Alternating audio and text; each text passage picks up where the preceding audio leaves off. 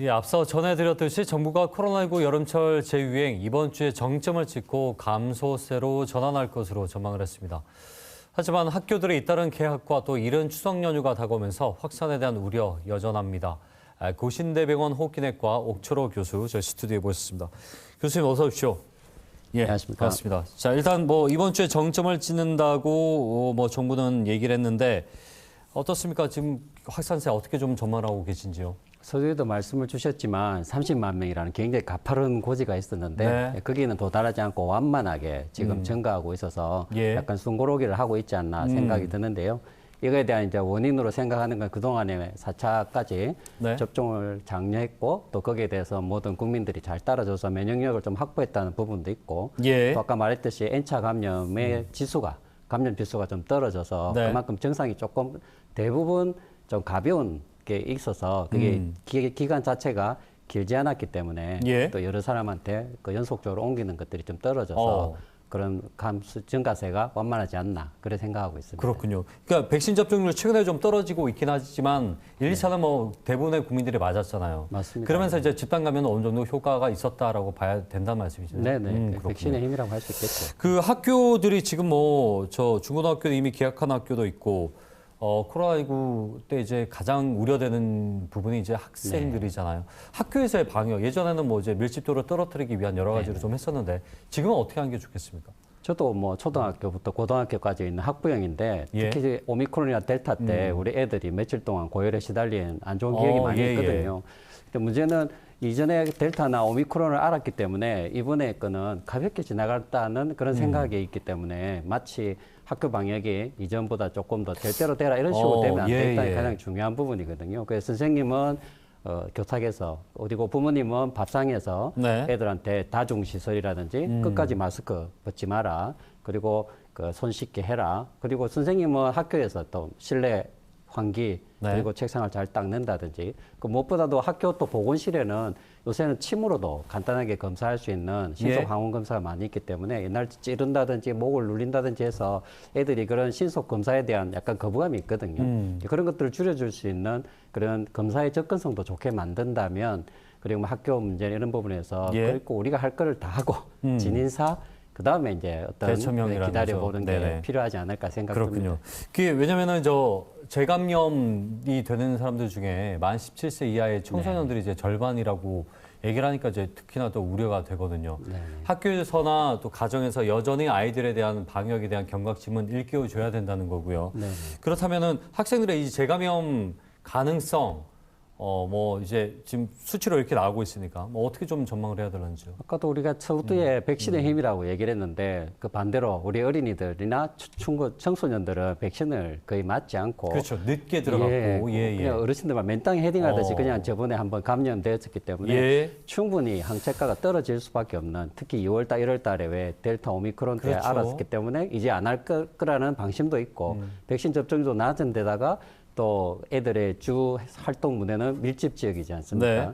그리고 또 특히 청소년일수록 또 무증상 감염자가 많기 때문에 그런 부분에서 재감염률이 또 높을 것이다. 근데 가장 저희들이 명심해야 될 것은 재감염이 된 데서 증상이 결코 모두에게 다 가볍지 않다는 게 중요하죠. 그러니까 제가 좀 그걸 여쭤보려고 했는데 재감염이 되는 사람들은 나는 이미 항체가 사실은 있기 때문에 걸리더라도 양성은 뜨지만 덜 아플 것이다. 이게 그냥 썰이죠.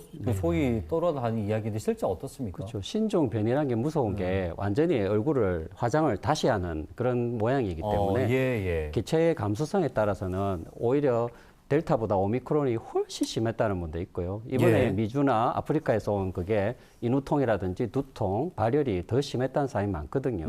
그러는 사람들 중에 위중증으로 갈 수 있는 위험이 많기 때문에 항상 저희들이 더 가벼울 것이다.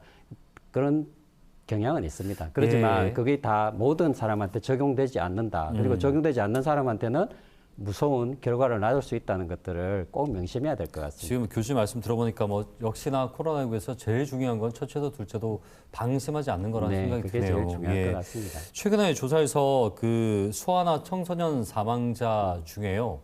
절반 이상이 기저질환이 없어요. 그러니까 60, 70대 이제 고령층에서는 대부분 이제 기저질환이 있는 분들이 꽤 있지 않습니까? 아이들은 또 그렇지 않는가 봐요. 아이들이 코로나19에 감염됐을 때 어떤 부분을 그 간호하면서 중점적으로 좀 봐야 됩니까? 예, 보통 이번에 애들이 다 아파봤기 때문에 특히 예. 델타나 오미크론 때 고열이 많이 나지 않습니까? 그렇죠. 특히 영하일수록 열을 조절할 수 있는 기전이 없기 때문에 이틀, 3일 이상 40도 이상 올라가게 되면 애들이 먹지 못하고 토하게 되고 예. 물도 못 먹이잖아요. 네네. 그럴 때 정말 수액 공급이나 이런 탈수나 이런 게 억수로 굉장히 중요하거든요. 그렇죠. 그런 상황에서 애들이 탈수 때문에 굉장히 목숨이 위험해진다든지 예. 열성 경련이 생긴다든지 특히 발달 장애가 있는 애들은 면역 장애도 있기 때문에 그럴수록 위중증으로 가는 경우가 많았기 때문에 그런 위험을 생각하고 오미크론이나 새로운 변이는 특히 인후통이 심하고 목이 많이 아프다고 인후가 하더라고요. 많이 붓게 되면 어린이는 기도가 성숙돼 있지 않기 때문에 오히려 분비물 배출에도 문제가 생기고 호흡곤란이 더 생길 수 있는 거죠. 그렇군요. 열나고 숨차면 우리 어린이들 어떻게 되겠어요? 네. 그러니까 부모님들 생각해야 될 거는 애가 아토피 천식이 있다든지 약간의 발달 장애가 있다든지 이전에 열성 경련이 있었다라고 생각된 애들은 정말 주의 깊게 보고 요즘에는 이제 개원가에서도 중점 클리닉이 많이 있잖아요. 그렇죠. 그런 데를 잘 살펴서 선생님들한테 빨리 가서 특히 그런 전력이 있었던 애들은 빨리 치료제를 받고 그렇군요. 그리고 수액 공급을 받는다든지 이제 그런 진료소를 잘 확인하는 방법도 중요할 것 이게 같습니다. 뭐 감기처럼 오늘 자고 나면 낫겠지. 큰일 그게 나죠. 위험한 생각이라는 네, 거죠. 네, 네. 당장에 좀 조치할 수 있는 전문의를 찾아가서. 네, 예, 알겠습니다.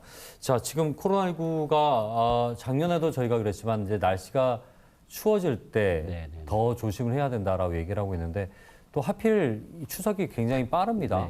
기온은 점점 떨어지고 있고 그 추석 전으로 이제 뭐 방역 대책 좀 지금 사실은 정부에서는 특별하게 방역을 하고 있지 않지 않습니까?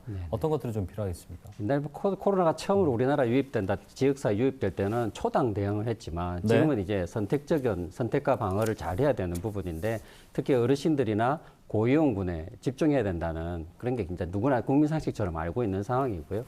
그런 고위험 어르신들이 계신 데가 주로 요양원이라든지 요양병원 그런 수용시설이지 않습니까? 그런 부분에 대한 어떤 소통이나 이런 부분들 최대한 자제해 주시는 게 가장 중요할 것 같고 특히 우리 명절 때는 어르신들 목욕탕 꼭 가야 된다는 그런 게 있지 않습니까? 보통 지금 어르신들 60세 이상의 독거노인 중에서도 감염되어 오시는 경우에 저희들이 보면 목욕탕에서 감염이 상당히 많거든요. 그렇다고 해서 목욕탕 가심하라는 건 아니지만 그런 특히 이런 시국에는 목욕탕에 대한 인지가 있어. 이런 데서 감염이 잘 되는구나. 특히 마스크 벗고 할 때 이렇게 많이 해해지기 쉽지 않습니까? 그런 데 대한 하고 특히 백신 못 맞았던 어른들은 꼭 백신 4차 접종을 해야 될 것이고 빨리 진단받고 빨리 치료받는 게 가장 중요할 것 같습니다. 지금 뭐 시간이 많이 없어요. 마지막 질문 좀 드려요. 저희가 모두에서 얘기했다시피 백신이 역시나 이제 가장 중요하다. 방금도 말씀하셨지만 백신은 지금 이제 계량 백신도 나오고 있고요. 이제 나오죠. 그리고 또 한 가지는 코로나19에 감염이 됐던 사람 또 1, 2차를 맞고 이제 안 맞았던 사람들도 있어요. 이제 부스터샷이 의미가 없어진 거잖아요. 지금 여기 대해서 좀 한 말씀 정리해 주시죠. 계량 백신이 면역 증강 효과도 있고 중앙체를 올리는 건 확실하고 저희도 기대를 많이 하고 있는데요. 그렇다고 해서 계량 백신이 다 막을 수 있는 건 아니죠. 돌파 감염은 무조건 생기는 거죠. 그리고 그게 또 우리한테 상용화되는데도 시간이 걸리고 그렇기 때문에 이제껏 부작용 없이 잘 싸워왔던 기존의 백신이라도 지금 맞을 수 있을 때는 그리고 지금 변이 바이러스의 병원성이 그렇게 세지 않기 때문에 위중증이 어쩌도 막으려면 백신 지금 맞고 있는 백신도 충분히 위중증을 막을 수 있기 때문에 돌담을 쌓듯이 지금 오히려 4차 접종에 더 집중을 해야 하는 것이 더 지금 현실적인 대안이라고 생각하고 최근에 있습니다. 걸린 사람도 맞아도 상관없나요? 그렇죠. 4개월이 지나면 우리가 노화가 되기 때문에 면역도 노화해서 예외가 아니거든요. 제가 오늘 절대 방심하면 안 된다라는 교훈의 말씀을 잘 들었습니다. 여기까지 듣겠습니다. 고맙습니다. 네, 감사합니다. 네, 고신대병원 옥철호 교수와 함께 얘기 나눠봤습니다.